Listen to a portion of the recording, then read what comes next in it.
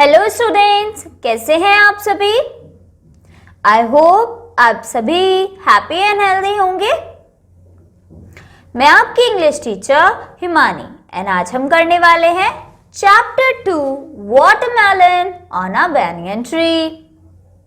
So students, chapter 2 watermelon on a banyan tree का ये हमारा लेक्चर नंबर 1 है।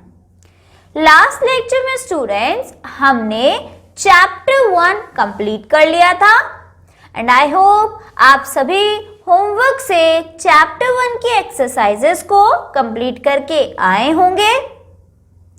सो स्टूडेंट्स, आज के लेक्चर में हम स्टार्ट करने जा रहे हैं chapter 2 watermelon on a banyan tree, जो कि आप सभी की बुक्स में पेज नंबर 11 पर गिवन है।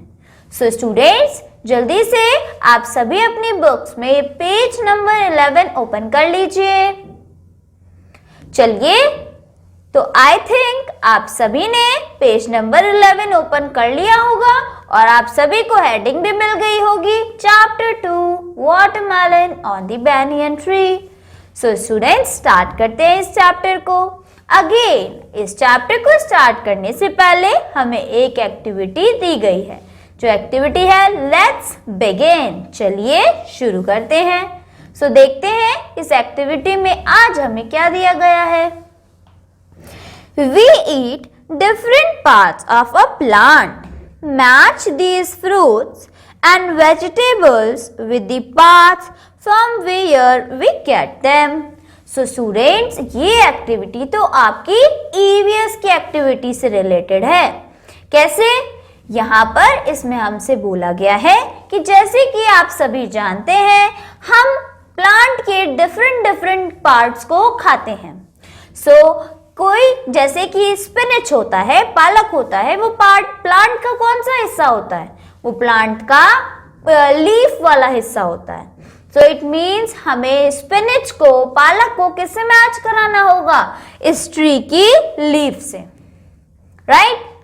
अब नेक्स्ट पिक्चर है स्टूडेंट्स कॉलीफ्लावर। कॉलीफ्लावर भी हम खाते हैं, लेकिन वो कौन सा हिस्सा होता है प्लांट का? सो स्टूडेंट्स, कॉलीफ्लावर प्लांट का फ्लावर वाला हिस्सा होता है, राइट? नेक्स्ट है ऑरेंज। ऑरेंज प्लांट का कौन सा हिस्सा होता है? ऑरेंज होता है प्लांट का फ्रूट वाला हिस्सा। तो आप ऑरेंज को मैच करा देंगे प्लांट के फ्रूट वाले हिस्से से।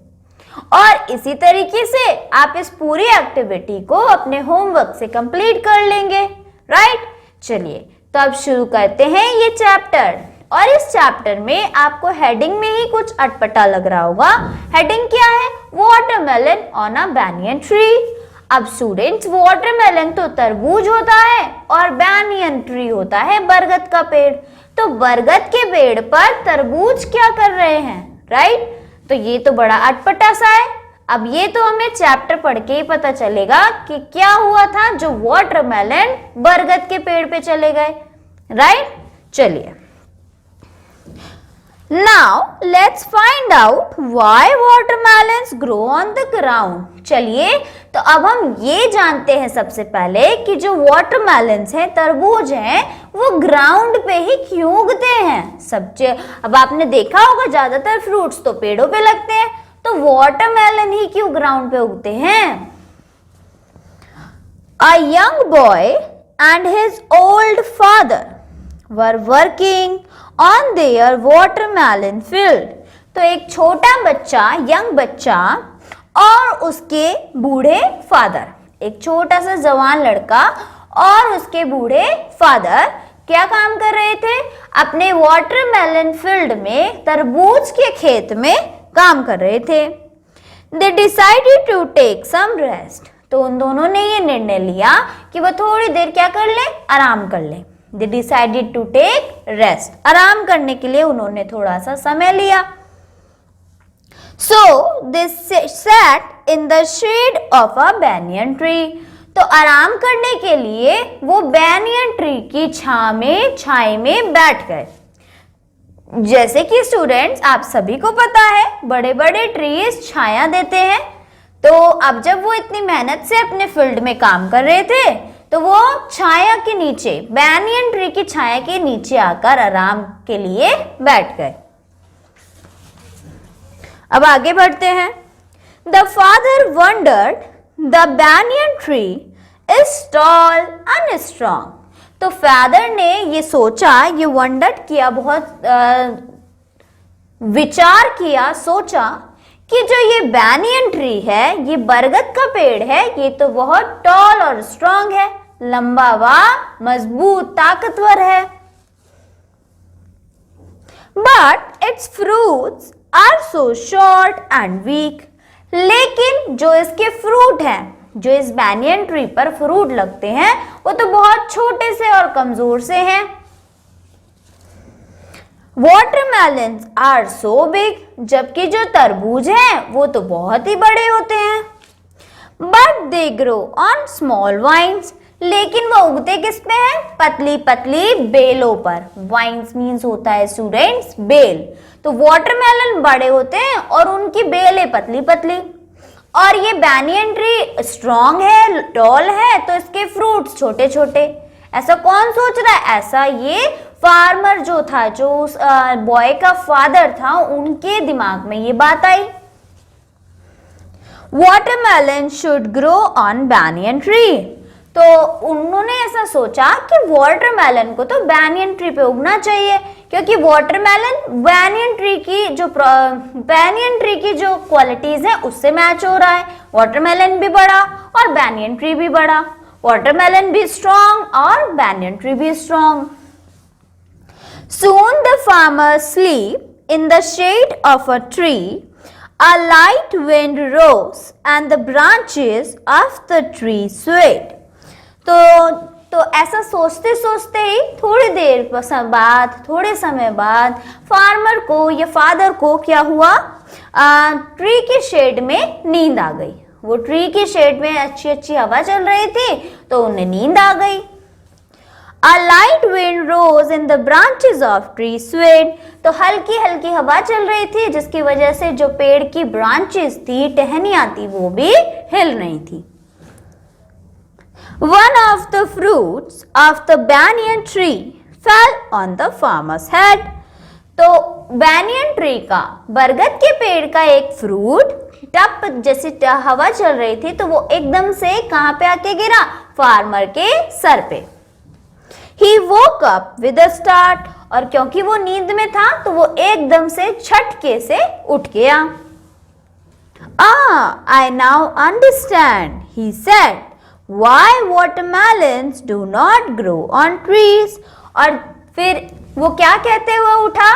अच्छा, तो मुझे अब समझ में आया कि वाटरमेलन्स बैनियन ट्री पर क्यों नहीं उगते। Can you tell why watermelons grow on vines and not on trees? तो अब फार्मर को तो समझ में आ गया स्टूडेंट्स, पर आप बताओ, आप सभी को समझ में आया कि क्या रीजन होगा कि वाटरमेलन्स बैनियन ट्री पे ना उगकर वाइन्स पे उगते हैं? बताइए, क्या लगा होगा फार्मर को? तो इसका रीजन है कि अगर वाटरमेलन्स बैनियन ट्री पर लगेंगे, तो जैसे बैनियन ट्री का वो छोटा सा फ्रूट फार्मर के सर पे गिरा और उसको उसने थोड़ी सी चोट दी, वही अगर वो वाटरमेलन गिरता तो उसे बहुत ज्यादा चोट लग जाती। इसलिए वाटरमेलन्स बैनियन ट्री पर नहीं लगते, वो वाइन्स पे लगते हैं, वो भी ग्राउंड में। क्योंकि अगर वो किसी ट्री पे लगे और वहां से गिरे तो किसी को भी चोट लग सकती है, right? So I think students, आप सभी को ये चैप्टर बहुत अच्छे से समझ में आया होगा। आप सभी इस चैप्टर को एक बार होमवर्क से रीरीड भी कर आएंगे। चलिए, तो अब आ जाते हैं इस चैप्टर के डिफिकल्ट वर्ड्स पर।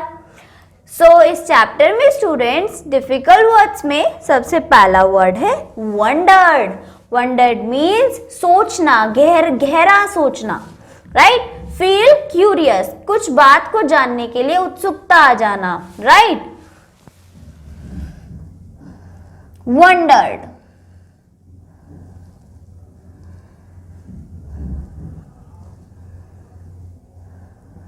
Feel curious.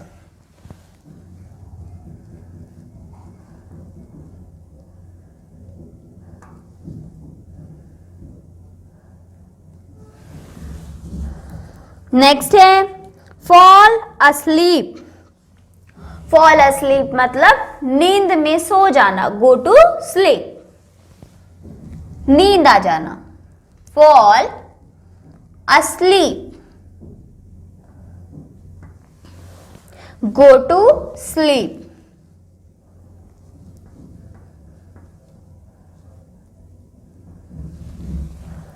नेक्स्ट है sweat. Sweat means move slowly, हल्के हल्के से हिलना।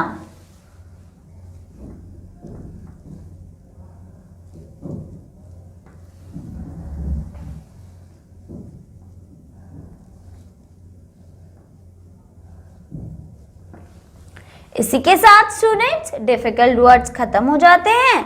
चलिए अब आ जाते हैं इस चैप्टर की एक्सरसाइज पर।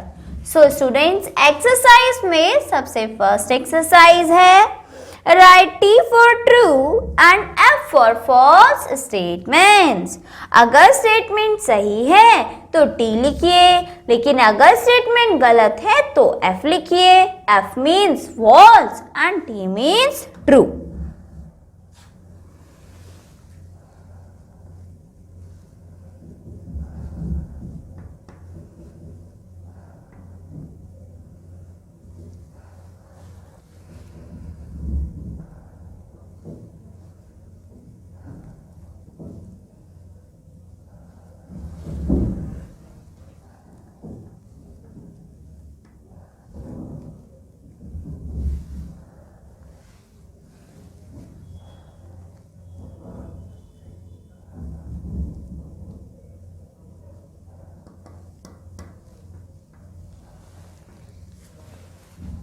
सो स्टूडेंट्स इस एक्सरसाइज में हमें फर्स्ट स्टेटमेंट दी गई है the farmers were working on their watermelon field.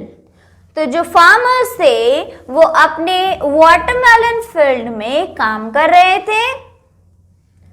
तो स्टूडेंट्स ये स्टेटमेंट गलत स्टेटमेंट है क्योंकि यहाँ पर फार्मर्स बोला जा रहा है, जबकि एक यंग बॉय था और एक उसके फादर थे, उसके फादर जो कि फार्मर थे। लेकिन फार्मर्स यहाँ पे शो कर रहा है एक से ज्यादा किसान, राइट, जबकि यंग बॉय तो सिर्फ अपने फादर की हेल्प कर रहा था, वो थोड़ी ना फार्मर था। सो ये स्टेटमेंट एक फॉल्स स्टेटमेंट है, इसलिए आप इस स्टेटमेंट में एफ लिखेंगे। Now next, they decided to rest under a watermelon tree. So father और उसके बेटे ने, सन ने डिसाइड किया कि वो वाटरमेलन ट्री के नीचे रेस्ट करेंगे। सो वाटरमेलन का तो कोई ट्री होता ही नहीं है, उन्होंने तो ये डिसाइड किया था कि वो बैनियन ट्री के नीचे रेस्ट करेंगे। तो ये स्टेटमेंट भी स्टूडेंट्स एक फॉल्स स्टेटमेंट हो जाती है। नेक्स्ट, थर्ड स्टेटमेंट जो कि है the fruits of the banyan tree are very small. तो बरगद के पेड़ के जो फ्रूट्स होते हैं, फल होते हैं, वो बहुत छोटे होते हैं। सो चैप्टर के अकॉर्डिंग ये स्टेटमेंट बिल्कुल ट्रू है क्योंकि बरगद के पेड़ के फल छोटे होते हैं। तो ये स्टेटमेंट कैसी हो गई? True. Next, watermelons grow on trees. Watermelons पेड़ों पे उगते हैं, तरबूज पेड़ों पे उगते हैं। तो ये स्टेटमेंट तो बिल्कुल गलत है क्योंकि हमने चैप्टर में पढ़ा है वाटरमेलन्स वाइन्स पे ग्राउंड पे उगते हैं, राइट। तो इस स्टेटमेंट में भी आप लिखेंगे F for false. Now last statement है students, the farmer woke up when one of the fruits fell on him. तो फार्मर की नींद तब खुली जब बैनियन ट्री का एक फ्रूट उसके ऊपर गिर गया। तो ये बात बिल्कुल ट्रू है, इसलिए आप इस स्टेटमेंट में टी लिखेंगे। राइट। चलिए स्टूडेंट्स, अब आगे बढ़ते हैं नेक्स्ट एक्सरसाइज पर, जो कि है answer these questions.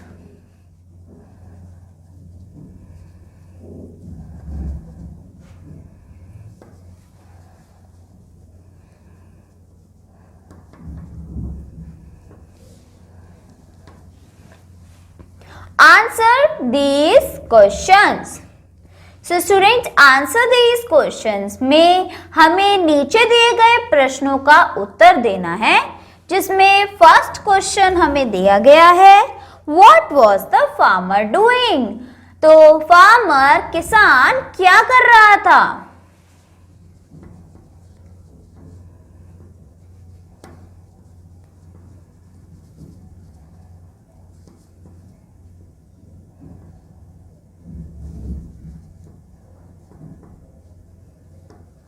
What was the farmer doing? So students, आप इस क्वेश्चन का आंसर देंगे The farmer is working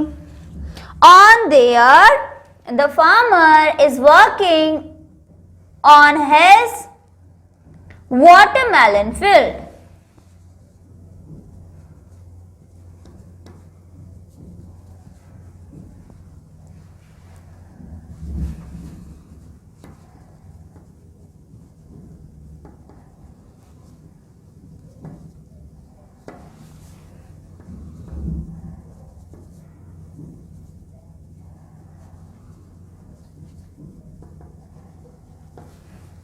right. चलिए अब आ जाते हैं सेकंड क्वेश्चन पर। Why did the farmer wake up with a start? Farmer अचानक से कैसे उठ गया था?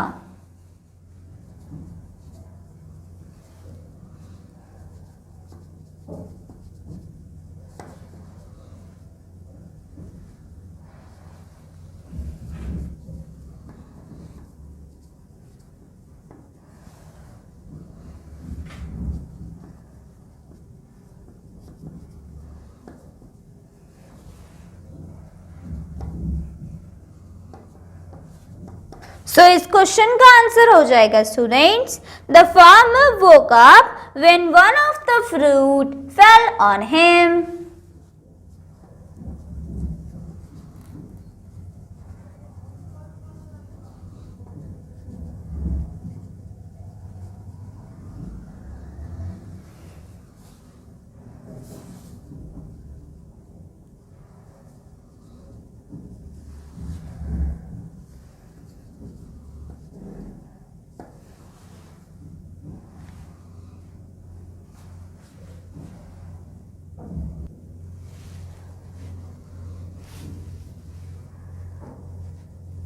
One of the fruits fell on him. Right students? Now last question है, What did the farmer understand? Farmer ने क्या समझा? फार्मर ने लास्ट में क्या समझा?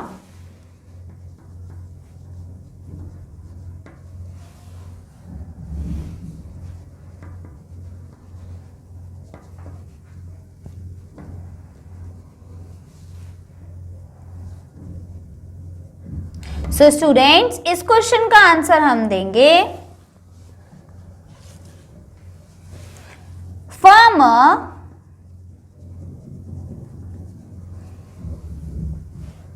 farmer understood that why watermelons do not grow on trees.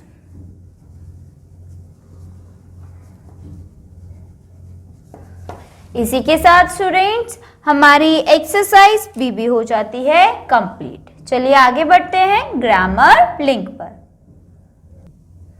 So grammar link में है students, a word that as different as possible in meaning from another word is called an opposite. So grammar link में हमें पढ़ाया गया है opposite words के बारे में. opposite words कौन से words होते हैं? विलोम शब्द जो किसी शब्द के बिल्कुल पूरक हो, जैसे दिन का रात, आगे का पीछे, राइट. सो इसी तरीके से इंग्लिश में उन वर्ड्स को, उन विलोम शब्दों को क्या कहा जाता है? Opposite words. और उन्हीं वर्ड्स के ऊपर हम अब आगे की एक्सरसाइजेस करने वाले हैं. सो एक्सरसाइज सी है students, complete the opposites.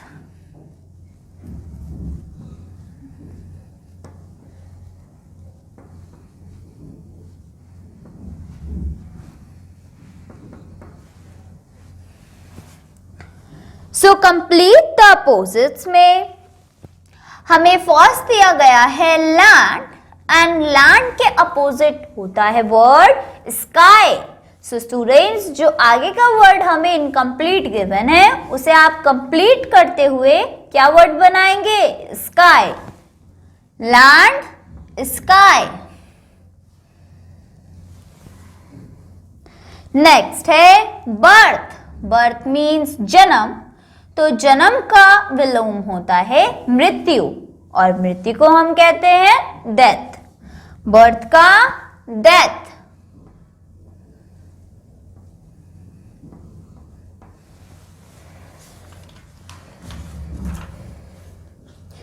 Next है स्टूडेंट्स मॉर्निंग. मॉर्निंग मीन्स सुबह, एंड सुबह का विलोम हो जाएगा शाम, और शाम को बोला जाता है इवनिंग. तो मॉर्निंग का अपोजिट वर्ड हुआ इवनिंग.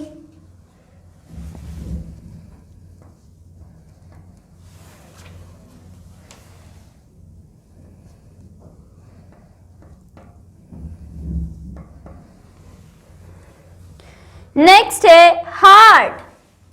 हार्ड मीन्स कठिन. कठिन का अपोजिट वर्ड होगा आसान, जिसे कहते हैं इजी.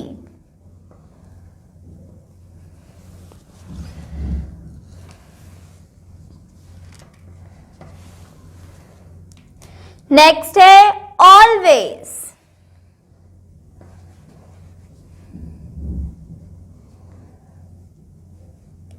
ऑलवेज मीन्स हमेशा. ऑलवेज का अपोजिट वर्ड होगा नेवर, विच मीन्स कभी नहीं.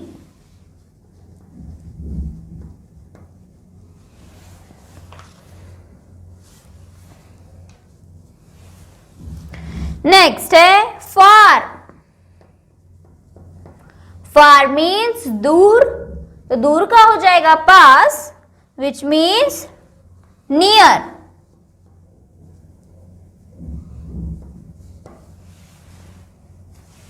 Next word first.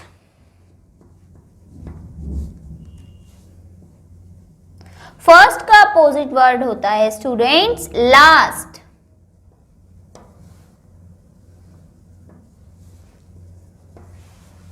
नेक्स्ट है लाइट,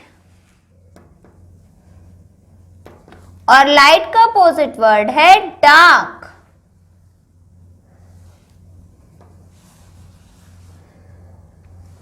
नेक्स्ट ट्रू.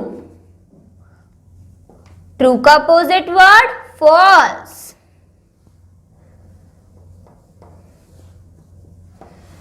नेक्स्ट है लॉन्ग. लॉन्ग का होता है शॉर्ट.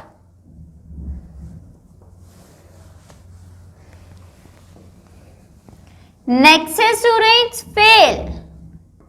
फेल का पास. और लास्ट है प्लस. प्लस का होता है माइनस. इसी के साथ स्टूडेंट्स हमारी ये एक्सरसाइज हो जाती है कंप्लीट. आप सभी को इस एक्सरसाइज में जितने भी अपोजिट वर्ड्स करवाए गए हैं वो होमवर्क से लर्न करके आने हैं. साथ ही साथ स्टूडेंट्स अब आगे नेक्स्ट एक्सरसाइज दी गई है Exercise D. Match the words given below with their opposites. So again students, इस एक्सरसाइज में आपको अपोजिट वर्ड्स को मैच कराना है। तो इस एक्सरसाइज को भी आप सभी होमवर्क से करके लाएंगे। एंड अगर आपको कोई डाउट या क्वेरी होती है तो आप मुझसे नेक्स्ट क्लास में पूछ सकते हैं। सो स्टूडेंट्स, इसी के साथ हम आज की क्लास खत्म करते हैं। आज के लिए इतना ही। Bye bye, take care.